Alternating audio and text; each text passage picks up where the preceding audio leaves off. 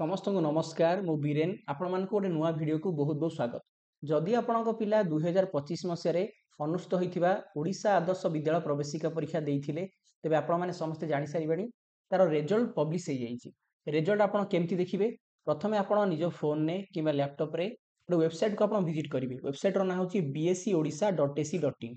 यही वेबसाइट को विजिट कलापर आपण मानक वेबसाइट रे गोटे लिंक मिल आपण मैंने देखिपुं आप स्क्रीन उपर जे एठी आपनकर लाटेस्ट अपडेट रो सेक्शन ने result of Odisha Adarsh Vidyalaya entrance test यही आपनकर जो लिंक रही है लिंक उपर आपण क्लिक करने। ये लिंक रे क्लिक करिया परे आपनको एई परिया परे गोटे नुआ पेज ओपन हबो। आपण माने एठी जो बॉक्स देइछि से बॉक्स रे आपनकर एडमिट कार्ड रो देखिकी निज रोल नंबर को भरी देबे। तार डाहाण पटे जो फाइंड रिजल्ट ऑप्शन अछि ता ऊपर क्लिक करिवे। क्लिक कला परे आपण माने कोन करिवे निज रिजल्ट देखि परिवे। देखंतु म आपन गोटे सैंपल रिजल्ट देखौछि।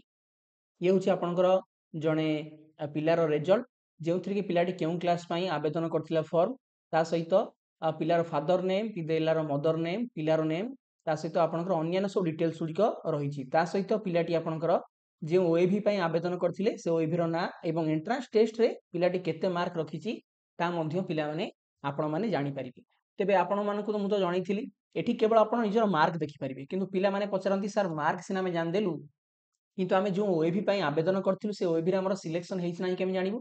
तो सेथि पई आपनको मेरिट लिस्ट को अपेक्षा करिया पई पड़िबो। तो मेरिट लिस्ट केबे प्रकाश पाइबो ए बाबदीय सूचना मध्ये म आपको जणैथिली 10 मार्च रु ओके 10th मार्च रु आपनकर मेरिट लिस्ट प्रकाश पाइबा स्टार्ट हेजिबो। तो वर्तमान आपनक मनरे प्रश्न दे सर मेरिट लिस्ट आमे केमती देखिबु। तोर ता दुईटा प्रोसीजर अछि। आपण माने प्रथमतः आपनकर जो ब्लॉक रे थिबा ओएवी पई आपण आवेदन करथिले आपण माने सेठा को जाई कि तार नोटिस बोर्ड रे आपण माने देखि परिबे जे सेथिरे आपणकर जो लिस्ट मरा हितिबो सेई लिस्ट रे आपणकर ना अछि ना नाही अर्थात से मेरिट लिस्ट रे आपणकर ना अछि ना नाही। एला प्रथम कथा। जदि आपण घरे बसी देखिया चाहउचंती आपणकर मेरिट लिस्ट तो केमती देखिबे चलंतु आज वीडियो मु माध्यम रे मु आपन जणै।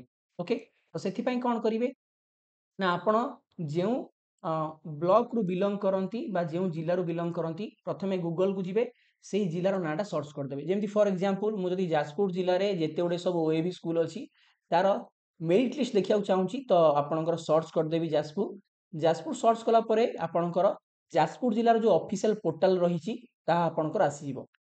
तो जाजपुर ऑफिशियल पोर्टल होची आपणकर jaspur.odisha.gov.in एक्जेक्टली सेमिति जेते सब जिला रहिला से जिलार नाम परे आपण .odisha.gov.in लेखिकी सर्च करदेले सब जिलार आपणकर ऑफिशियल जो वेबसाइट रहिछि बा पोर्टल रहिछि पळे आसीबो। सेमति जेमति खोर्दार मु जदि सर्च करमी देखंतु एटी आपणकर खोर्दा.odisha.gov.in एई परिया बरे ऑफिशियल आपणकर जो वेबसाइट रहिछि प्रत्येक जिलार ताको आपण विजिट करिवे। तापर कोन करिवे प्रत्येक जिलार ऑफिशियल आपणकर पोर्टल को विजिट कला परे आपनको एठारे देखंतु जो तांकर होम पेज रहिछि एठी विभिन्न आपनको टैब शो करिवो। ऊपर टैब शो करिवो ए टैब गुडी मध्य रे नोटिस टैब को आपण जिवे। देखंतु एठी मते नोटिस टैब को जाउछि नोटिस टैब रे आपनको पुना विभिन्न ऑप्शन आसीबो।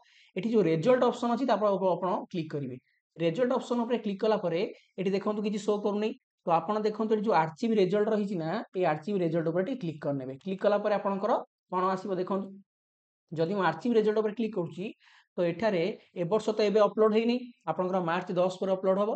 तो गत वर्ष जो भाई भणी माने आपणकर एग्जाम देइथिले आपणकर जाजपुर डिस्ट्रिक्ट रो जो जाजपुर सब ओएवी स्कूल रहिछि तार देखंतु एठी मेरिट लिस्ट गुडी सब अपलोड कराइछि। देखि पारछन्ती डाण पटे आपणकर डाउनलोड ऑप्शन अछि।